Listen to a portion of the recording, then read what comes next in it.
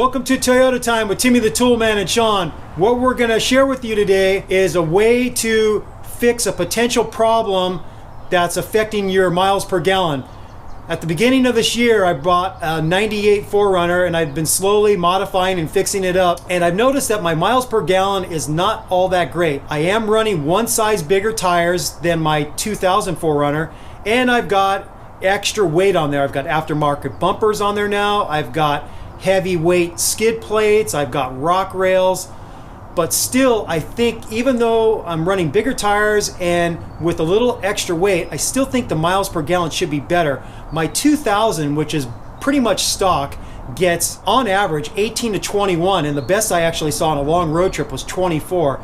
With this new rig, this 98, I'm getting at best 15, and that's on the highway. So in researching what could improve the miles per gallon, I remember a long time ago I read on a T4R.org post that the O2 sensors can affect your gas mileage.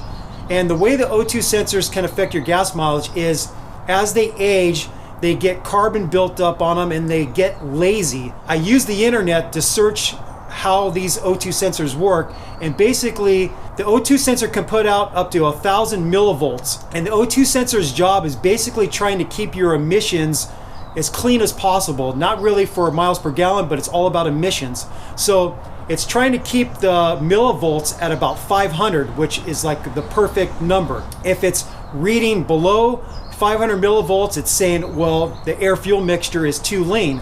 If it's reading over 500 millivolts, it's telling the computer it's too rich. So the O2 sensor might be improperly keeping the fuel mixture too rich, therefore wasting fuel. That's how a lazy O2 sensor can reduce your miles per gallon. Now, some say the Upstream O2 sensor, which on some of the newer third gens and other vehicles is actually called an air fuel sensor. It's not called an O2 sensor. On my 98, it's actually an O2 sensor based off how I looked it up. The Downstream one, past the catalytic converter, they say that that really won't affect your gas mileage. But then again, there are some people say that it could affect your gas mileage. So just to play it safe, I'm replacing both the Upstream and Downstream O2 sensors on my 98 4Runner. Let me show you how I was able to look up these parts and save some money. Instead of buying the OEM ones from the dealer, I was able to go on a Denso website and look up the appropriate replacement O2 sensors for my rig. Here's the website that I used. We'll put a link in the video description so you can find the site. You start off by selecting your year. So I'll put in 1998. You put in the make, you put in your model, and then you put in which engine you have. I have the V6 3.4 liter. And then I'm going to click air fuel sensor, and then it automatically selected oxygen sensor for me. And then I click search. Now you have all these options, and the options are based off of what transmission you have and whether it's two-wheel drive or four-wheel drive. So as I scroll down here, I have a four-wheel drive and I have an automatic transmission. My downstream sensor is going to be part number 2344154. Now I scroll down and I'm looking for my upstream one. I scroll down, I see that it says that the auto trans, which I have four-wheel drive. It's the OE style, which I want, and it says upstream. And that part number is 2344162. Now that I had the part numbers, I just went to Amazon because I like buying things on Amazon. It's really easy. With Prime, I get free shipping, and I ordered these parts right through Amazon. Now, it is pretty well known that these little nuts that hold the O2 sensors onto the exhaust can sometimes be hard to remove, especially for you poor folks that live in the areas where it snows and it's icy and they salt the roads. The corrosion makes it way harder to get these little nuts off. What you want to do in preparation before you start trying to get these nuts off is you want to apply some penetrating oil. There's some popular options with penetrating oil. One is PB Blaster. Another one that I learned from my buddy Jordan is this one called Croil.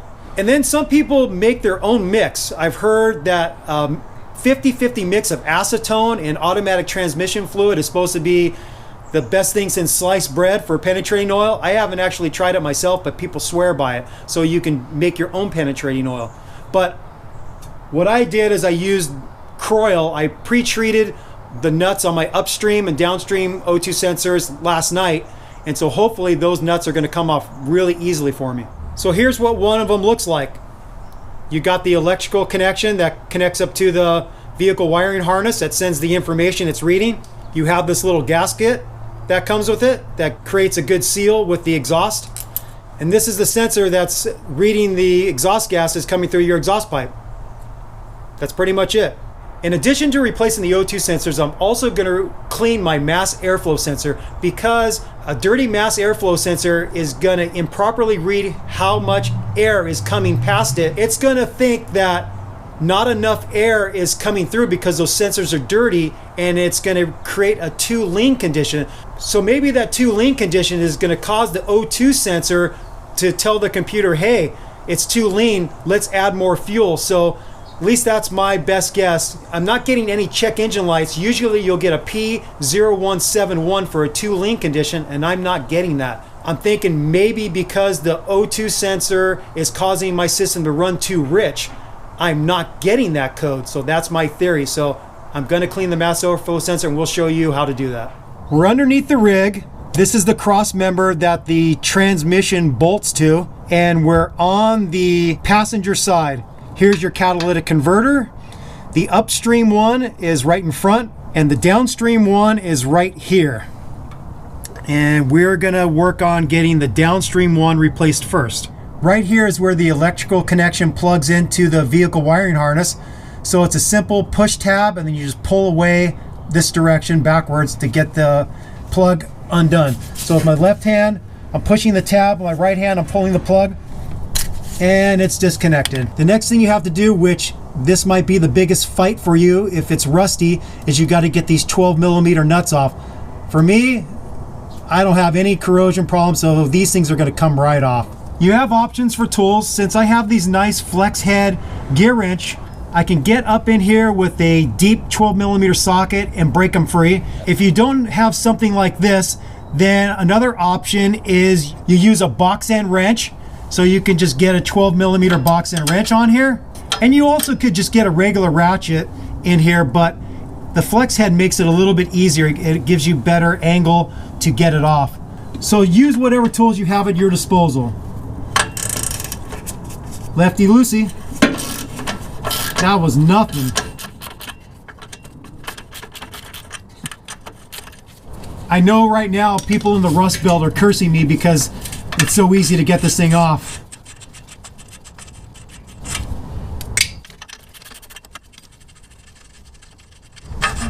Okay, there's the sensor. It's out. And I got to get this gasket off. And that actually just came off pretty easily. What I'm going to want to do is I'm going to want to clean up this surface so the new gasket gets a good connection. So I might just take some steel wool, maybe a little fine grit sandpaper, and I'm going to clean this up really nicely. I've got it cleaned up, and let me share with you the progression of tools I used. It was a little harder than I thought to get the stuff off. I thought I could get it off with steel wool, but it was pretty on there.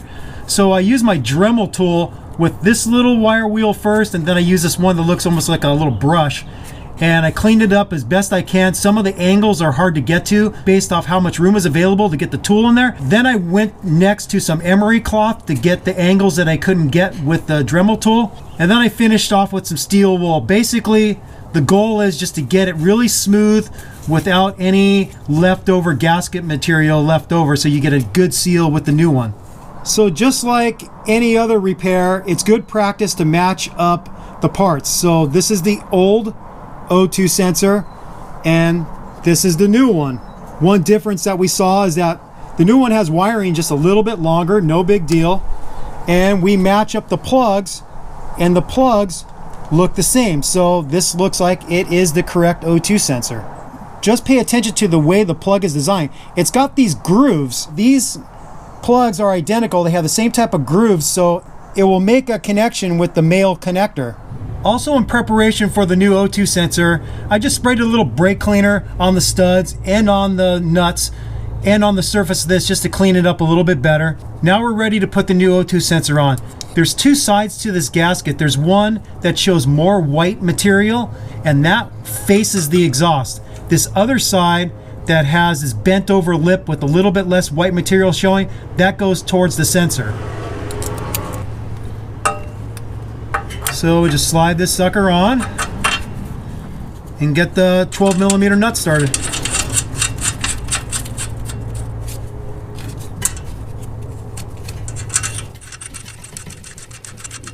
Now I'll get the electrical connection connected, and the way it goes together, you have the 2 grooves on the top, 2 grooves on the side facing the outside of the vehicle, and then the other style groove facing the bottom. I'm putting it in such a way to where it's curled and it's kind of pulling it away from the exhaust.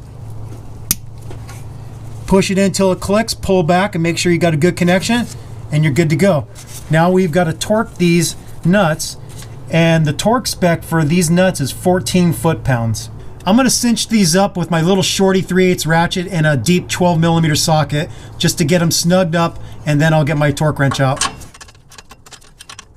Okay, so I'm just bringing them up equally. I'm giving a little bit of turn on each one and then going to the other one and tightening them down evenly until I hit the torque spec of 14 foot-pounds. That hit the torque spec. And that hit the torque spec. So now we're working on the Upstream O2 sensor, and the electrical connection is just a little bit harder to get unplugged because the tab you need to push is up above. You see this transmission line, you go directly up above on top of the connector, push on the back side, you're gonna pull the connector out this direction. You might find the front O2 sensor a little bit harder to replace because you have less room to get tools in because you have the oil pan right here and you have transmission lines in the way. It's still not very hard to get to, but with your tools, you might find that it's just a little harder to get onto these 12mm nuts. So in an application like this, you can see how a flex head ratchet really shines, because when you try to get onto those bolts with a standard ratchet that doesn't flex, the handle of the ratchet's gonna probably be hitting the oil pan. Because of this flex head ratchet, I'm able to get on there. If you don't have one of these, you're probably just going to have to break those free with a open end or box end wrench.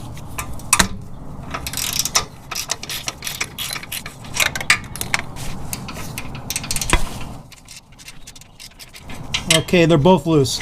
So the nuts are off, you just pull it off just like the other one. And most likely there's going to be some leftover gasket material. What's interesting is that this gasket was put on in the opposite orientation, so maybe this one was replaced at some point, because they're showing the side that was facing the O2 sensor for the rear one now facing the exhaust. So that's sort of interesting, because usually this side should be facing the exhaust. I cleaned up the surface for the O2 sensor on the exhaust, and what helped me do that is a lighted telescoping mirror like this. I actually got this from Sears. It's a Craftsman. The reason why this helps is because the sealing surface is facing upward and you really can't get your head in there to see how clean it is.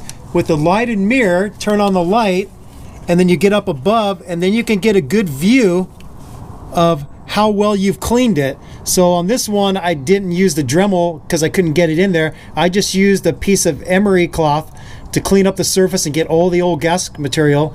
So these little telescoping mirrors can really help you out. I've used this for several applications. I think it's money well spent. Get one. You'll like it. Same thing as the rear O2 sensor. We made sure that this matched up. We're going to put this side of the gasket facing the exhaust and this side facing the O2 sensor. And you just slide it up in there.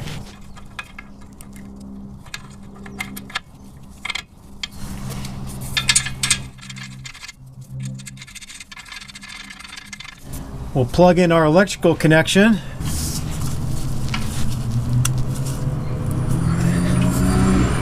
Again, push it in till it clicks and then give a little tug back to make sure that you got it all the way seated. Now we're going to torque these nuts to the same torque spec. It's 14 foot-pounds. Because the oil pan's in the way, you can't get a straight shot with your torque wrench, and even with a smaller inch-pound torque wrench, it'd be the same thing. You really wouldn't get a straight shot, and if you can't get on there straight, then it's not going to work.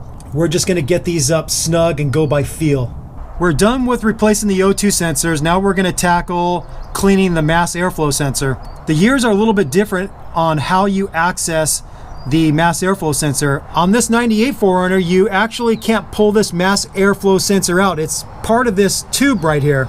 This is my 2004 Runner, and here's the electrical connection, and the mass airflow sensor is right below it.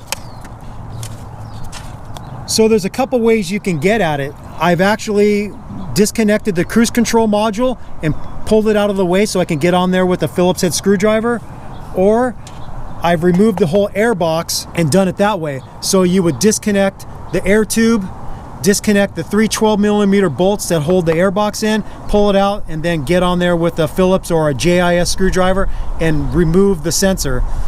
So on this 98, I'm going to loosen this clamp so I can disconnect the air tube here.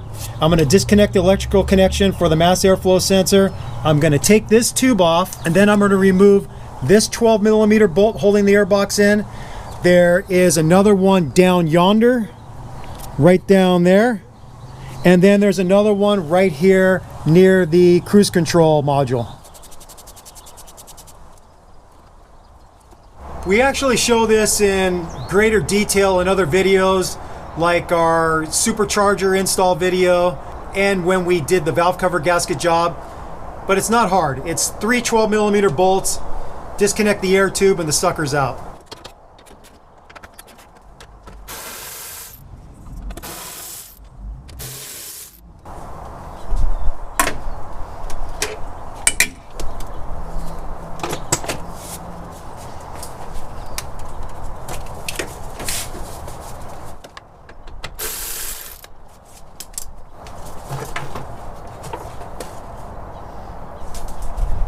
We've got the air box out. Now we want to disconnect this from the main part of the air box, this tube holding the mass airflow sensor. It's got two 10mm bolts. Just gonna break them free.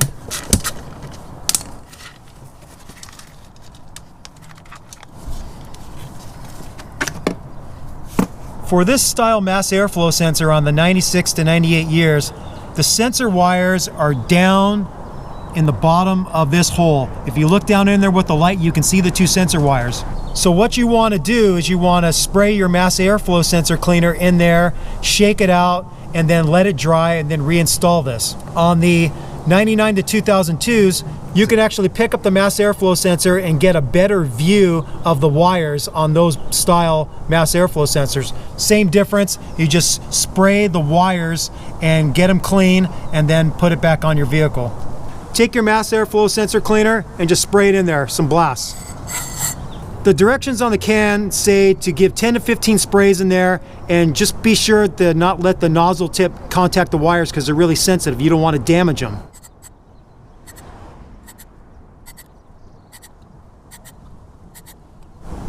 And that should be good. So you just reconnect it with the two 10mm bolts and then get the air box back in.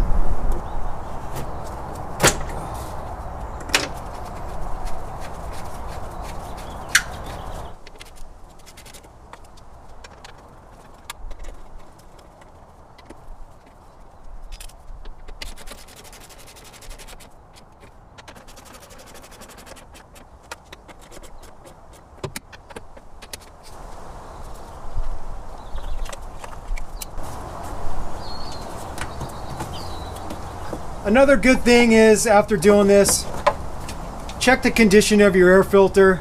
Comparing the used one to the new one, it's not super dirty, but I'm going to replace it anyways.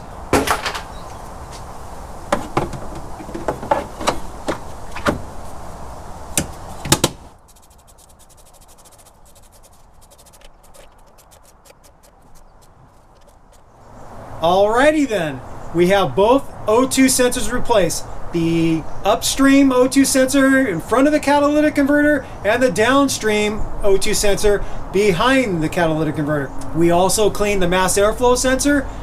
Now what I need to do is I need to drive this thing and probably go through at least a couple tanks of gas, because it takes the computer a little time to adjust to the new sensor. You might not experience an improvement in gas mileage right away. So I'm going to give it at least 2 full tanks of fuel before I figure out, was this successful in improving my gas mileage, or no, it didn't do anything, and maybe I'll look into other things like replacing the spark plugs and doing a general tune-up of the vehicle. With all that said, We thank you for watching Toyota Time with Timmy the Toolman and Sean. We'll be back with more videos. Thank you for watching. Thank you for subscribing. If you have any questions or comments, do that below. Take care. Bye-bye.